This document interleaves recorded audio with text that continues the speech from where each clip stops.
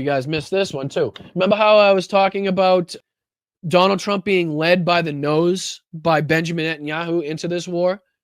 And of course, we only have Donald Trump to blame for his own actions. But again, if somebody coerces somebody of a lesser mind to commit a crime, right? If you take under your wing somebody that may not be mentally capable to process the situation and you groom them into, I don't know, being a bank robber, and you send them into a bank with a gun and they commit the robbery, yes, it was their actions. Yes, they did it. But it was absolutely at the behest and the request and the teachings of this other person. And in this fight, this other person is Benjamin Netanyahu. Because this article that came out, I believe this morning, yesterday at 5:57 p.m., Netanyahu decided on Iran war last year, then sought to recruit Trump.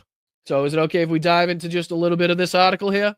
Just a little bit. We don't have to go crazy, but just to further drive home my point in the fact that Donald Trump just happened to be the right gullible piece of shit in the wrong place at the wrong time for all of these dictators and genocidal madmen and militaristic people in the Pentagon to take advantage of his shortcomings and his brain bleed and his disintegrating capabilities as far as mentally. This was the correct fit at the correct time for all of this to come together, for Donald Trump to be the pawn in the game of Benjamin Netanyahu, in the game of the people at the Pentagon dying for a big boom by big weapons. So in the fall, long before President Trump embarked on an effort to resolve concerns over Iran's nuclear program through negotiations, Prime Minister Benjamin Netanyahu had already set Israel on the road to war, according to current and former Israeli officials. After Israel decimated Iran's air defenses in a missile skirmish and crippled its main ally, Hezbollah, in October, Netanyahu issued a general order to prepare for a strike, the current and former officials said. Israeli intelligence officials began huddling to compile lists of dozens of Iranian nuclear scientists and military leaders who could be targeted for assassination. Israel's Air Force began to systematically take out air defenses in Lebanon, Syria, and Iraq to clear the skies for future bombing runs in Iran. Meanwhile, Israeli officials were pursuing another track in their preparations to sway Washington. Israeli officials have long believed that military action with the U.S. participation to target the Iranian nuclear program would be more effective than Israel going alone. No shit. On Saturday, Trump indeed joined the conflict, ordering U.S. forces, including B-2 strategic bombers, to strike 3 nuclear sites. We know that. Throughout the fall, Israelis had met with their Biden administration counterparts to discuss intelligence collected by both countries in the summer that showed Iranian nuclear scientists were gathering to resume theoretical research on weaponization, according to 3 people with knowledge of the matter. According to 3 people. But U.S. intelligence analysts did not conclude that Iran leadership had made such a decision. Let me just highlight that again. Hold on. Let me just highlight that again. But U.S. intelligence analysts did not conclude that the Iranian leadership had made such a decision. In assessment, U.S. spy agencies revisited and maintained throughout the spring under the new Trump administration up until the time Israel launched strikes, said 5 people familiar with the conclusions. So this right here, the fact that U.S. intelligence assessed that they didn't come to that conclusion, was the assessment by spy agencies revisited and maintained throughout the spring under the new Trump administration. So nothing had changed in that regard. In private conversations, however, senior Israeli government officials said that they had already decided by March, weeks before Netanyahu even met with Trump in the Oval Office on April 7th, to strike Iran with or without U.S. participation by June at the latest, said 2 people with knowledge of the matter. The reasoning with that, Iran would have rebuilt its air defenses by the latter half of the year, one of the people said. As we talked about on this show, they had to use this opportunity for the air defenses to be down. That's why I compared what Donald Trump did to somebody walking into a bar fight that had already been taking place, where a guy's already on the ground, having been kicked the shit out of by 7 people, only to have Donald Trump walk in and kick him in the stomach and step on his face and say that he was the one that actually beat this guy up, right? So that's the comparison that I made. Ultimately, when Netanyahu finally launched a surprise attack on Iran in the early hours of June 13th, while Trump's negotiations were still underway, the decision was not so much driven by new intelligence indicating an Iranian sprint for a nuclear weapon or any imminent threat to Israel. Okay, let me again highlight that and repeat that. When Netanyahu finally launched his surprise attack on Iran in the early hours of June 13, while Trump's negotiations were still underway, The decision was not so much driven by new intelligence indicating an Iranian sprint for a nuclear weapon or any imminent threat to Israel.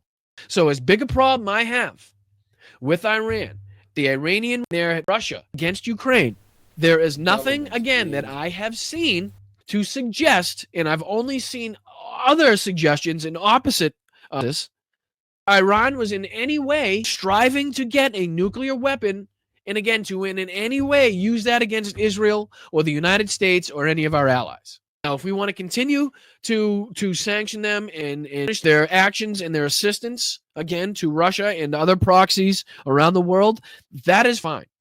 I have no problem with diplomatic solutions and diplomatic actions against the Iranian regime. But to conduct offensives on sites that were perhaps not even in use or time, only to have these two countries then launch upon each other, only to have Iran launch upon United States air bases in Qatar, in Iraq. This is not peace. This is not prosperity. This is not love in the Middle East. This is the opposite. This is uncertainty. This launches in dead and buildings coming down. That's what this is. Rather, Israel seized on what it saw as a unique opportunity to execute plans carefully laid out months and years in advance to heavily damage and weaken Iran that had long waged a bloody proxy conflict with Israel and set back Iranian nuclear and missile programs, Israeli and U.S. officials and advisors, both governments say. Whether or not Netanyahu had enough evidence of Iranian progress towards a nuclear weapon to justify an attack has been the subject of intense debate globally and raises questions about the strike's permissibility under international law.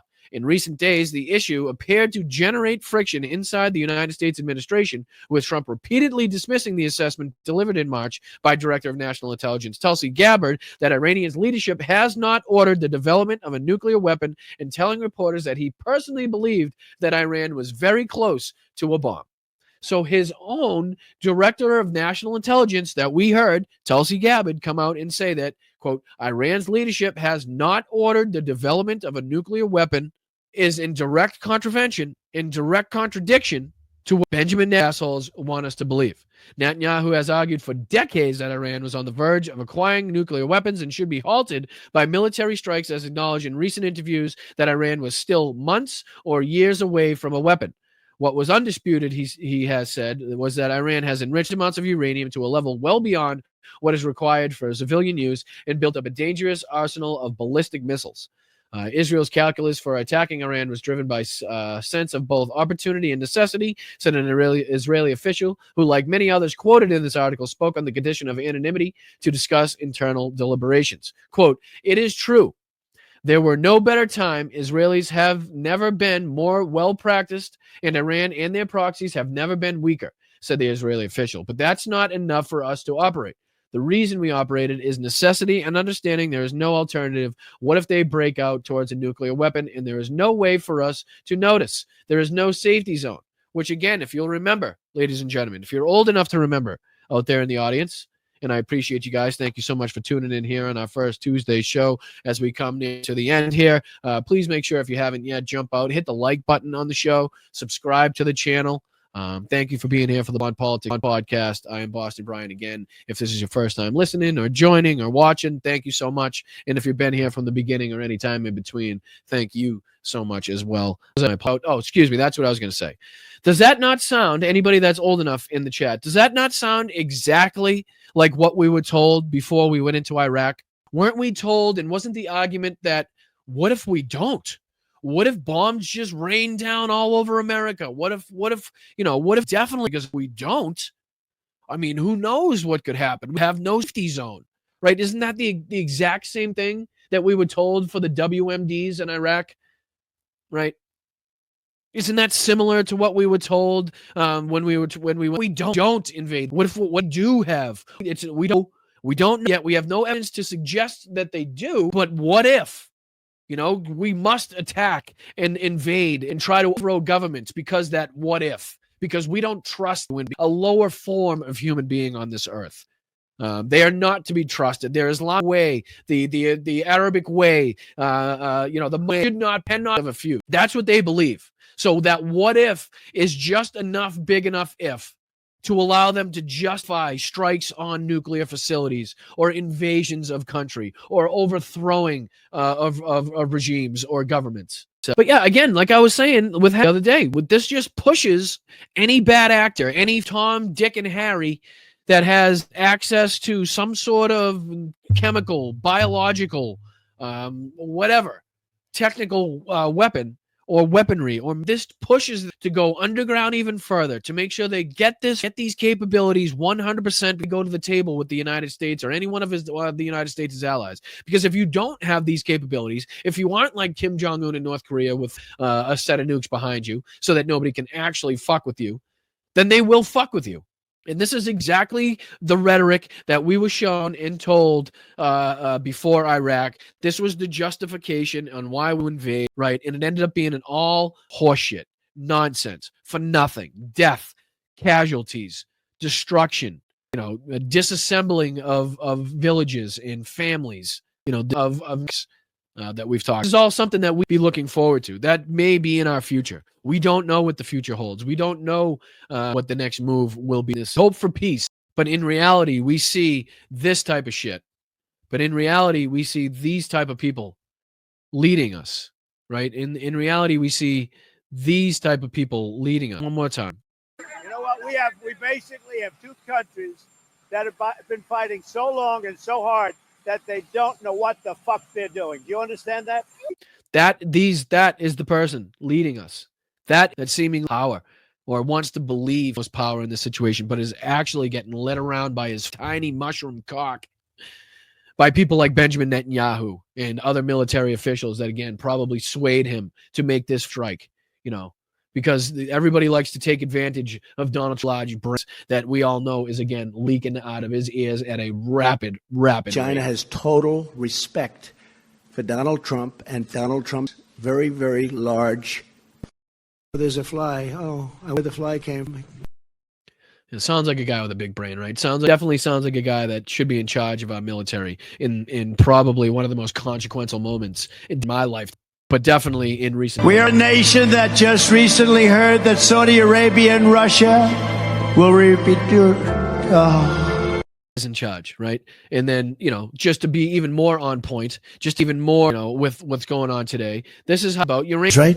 This thing called nuclear weapons and other things, like lots of things are done with uranium, including some bad things. Now, does that sound like somebody who has a understanding of by Iran what's even happening with uranium, what the enrichment actually means, what the levels of enrichment actually means, and how maybe Iran is using the levels of enrichment as a bargaining tactic, as a way of saying, hey, we don't have a nuclear weapon, is being absolutely led by the nose straight into war, and he's too dumb, too incompetent, or too ignorant to see that. Because when you have a guy that planned this whole thing out over a year ago, leading what Donald Trump shouldn't be doing, telling him what he shouldn't be doing, going against what Donald Trump says shouldn't be doing. And then we find out that the whole thing, the whole strike on Iran and their nuclear was the idea that this man isn't in charge.